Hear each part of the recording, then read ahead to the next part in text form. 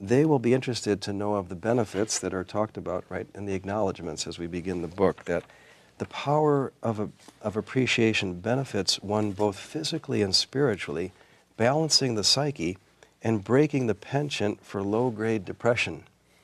Now, is that where we're at in this world today? I mean, I think your book really does speak to some major issues. Well, your attitude determines your well-being of your body. I mean, if you have a negative attitude, it brings your whole body. Well, we're most aware now from modern science as well as from our study of spirituality that there is an incredible connection between our physical life, our body, our mental life, our mind, and our spiritual life. And you can really appreciate the fact that if people live in a climate of depreciation, which often is combined with low-grade depression, it will affect them physically, mentally, and spiritually. So this claim is well taken at the beginning of this retreat. So climate of depreciation, I mean, that's a negative atmosphere. A negative atmosphere, an atmosphere that does not see the silver lining in every cloud, to use a common expression, that is so committed to almost a negative way of living that it's very hard sometimes to see that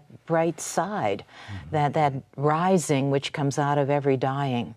I thought it interesting that Father Von Kamm, in his introduction, he begins with a case study of a police officer who was shot, paralyzed as a result of that, so that you'd think he'd have every reason to just life be miserable after that, and yet he was able to see and appreciate the love, the goodness that he received from those closest around him. And he made the statement there that the most important thing in life is people giving of themselves.